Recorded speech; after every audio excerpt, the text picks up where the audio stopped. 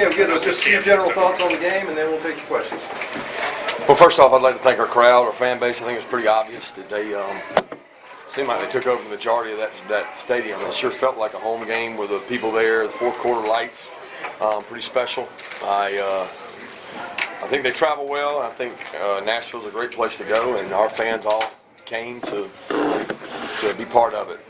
We've still got a long way to go. We had a lot of undisciplined penalties, and didn't play efficiently in the second half, at least offensively. But I'm proud of our guys. I don't take it lightly when you go on the road in a SEC opener and you open up with a couple touchdowns, 2 or 3 touchdowns in a row. I think that's big. We had a lot of young guys on defense step up and play well. Kirby, I think DeAndre said it kind of felt dead. So much so quickly happened good for you, getting that 21-0 lead. And he said it just kind of felt dead. What kind of leads to some of those lulls, and how do you try to snap out of those? Well, I think Vanderbilt leads to some of those lulls, playing hard and us not operating efficiently. I mean, at the end of the day, we know what kind of boxes we're going to see. We know what kind of fronts we're going to see. We've got to be able to expand and do more things and throw the ball downfield, stretch the field, get some of the wideouts involved, and I think Jake can do that. We got to protect him to be able to do it. But ultimately, we wanted to come in here and play physical and establish a brand of football that we play, and I thought we did that. A couple short yard situations, the offensive line kind of got stuff there. People are going to make something out of that because of its reputation. Are people going to make too much of that, or is that the kind of thing that you're going to be critical of as well? 325 yards rushing. I'm not going to get overly concerned about the 2 that we didn't get or the 1 we didn't get. Certainly a lot of room for improvement, but those guys play physical, and those guys see every front and every box known to man. I'm disappointed we didn't convert those, but that's good, guys. We got to have a lot of things to work on. That's just one of the many things that we can continue to improve on. And everything will be exaggerated great, or everything will be exaggerated horrible, and that's just the way it is. You're glad to see guys doing good things first time, for Georgia, Zamir, D-Rob. Yeah, I was excited for those guys. Those guys busted their tail D-Rob's been there for 2 years, busting his tail and getting an opportunity to make some plays. I thought he was very comfortable. He was dominant on special teams. It's a gunner hold-up, which he gets no credit for, and he and Matt Landers were as dominant a performance as we've ever had out there. And he goes as kind of an unsung hero, and Zamir did a tremendous job when he got his opportunity. Can you what is it about Zamir?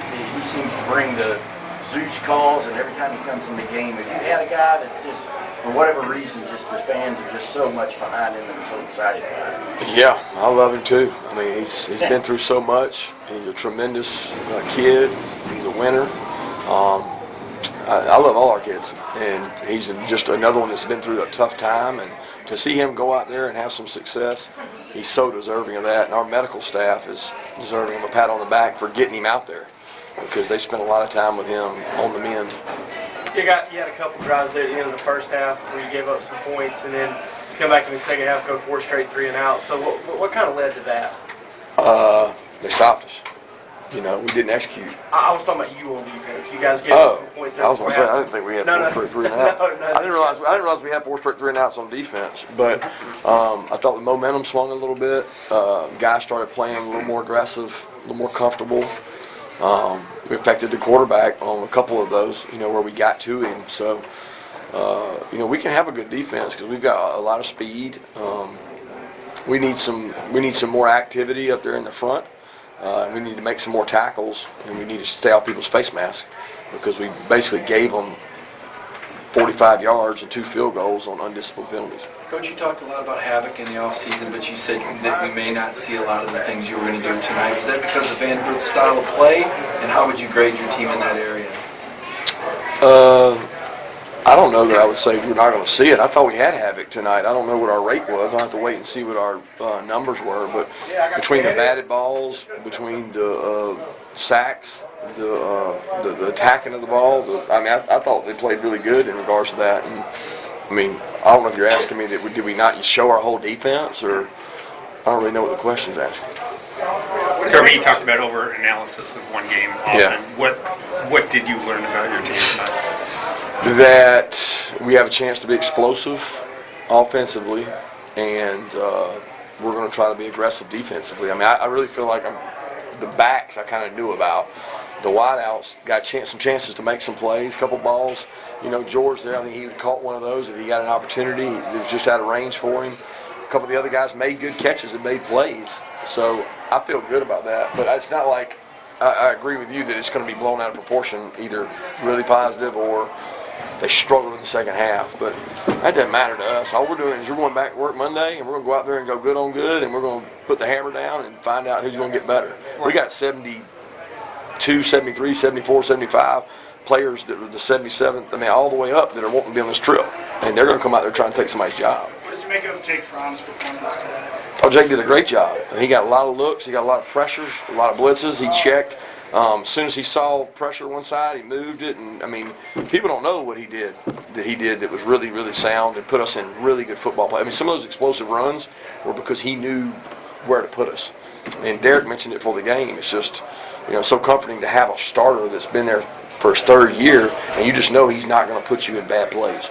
Coach, you were up, I think, 24-6, and you had a 4th and 2, and you went for it there, and they stopped you. What was your thinking in that moment? 3-score game. Kick a field goal, it's still a 3-score game. So it was an opportunity to make it a 4-score game, and felt like that we could get it and put the game away, because either way, 3 scores you're going to lose. I mean, how challenging is it to have virtually an entirely new cast of receivers in terms of guys that have been playing for Georgia? You know, when you entered the game, I mean, did you have any doubt that they'd be able to perform? No, I mean, I've seen those kids for so long. I mean, you know what? I don't think they had their best performance. I thought they were really physical. And when you're physical, it makes catching the ball that much easier. And they were dominant on the perimeter blocking. I mean, our guys, Tyler Simmons, Kieris, Cager, Matt, I mean, George, those guys are physical blockers out there on the perimeter, and they punish people along with the tight ends. So I think that kind of brings you your catches and gives you an opportunity to catch the ball. And we got an opportunity to throw it some. We hit some, we didn't hit some. Vanderbilt did a good job taking some of them away. Kirby, it's very unusual to come into an SEC opponent and just completely take over a stadium.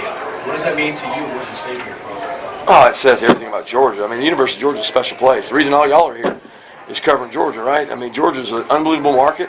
Georgia's an unbelievable university. It's a great academic institution. They travel well. They love their fan. I mean, the fans love the stadium. They love our place. They want to go. So, I mean, I'm proud to be from the University of Georgia. I'm proud to be an alumni of the University of Georgia, and I know that our fans turn out because they want to be recognized. They want to be great. They want to be part of something special, and so do we. So, the two groups align for sure. We're hearing a lot about it. I'm all the way back over here. What's up, Brandon? So with Jordan Davis, what can you say about him and how he was kind of emerged in that role last season, but now as a sophomore, he's kind of the centerpiece of the line. What can you say about his growth entering sophomore year? Well, the sky's the limit for Jordan. He's extremely athletic. He's big. He's smart. He's fun to talk to. I mean, he's just entertaining. But Jordan has to work really hard to keep his stamina up. People can negate him by going fast, by going hurry up. They can wear him down, but he's extremely physical. He is a typical SEC D lineman, and you know I can't judge how he played tonight because I don't know. I know he was hard to block. Vandy got 3 all-SEC talents on offense. You got to feel good holding this team without a touchdown anybody in the SEC, I guess. I agree with that. I think those 3 players are good players, guys. And if you'd have told me we'd have held them out without a touchdown, because Lipscomb's been here forever.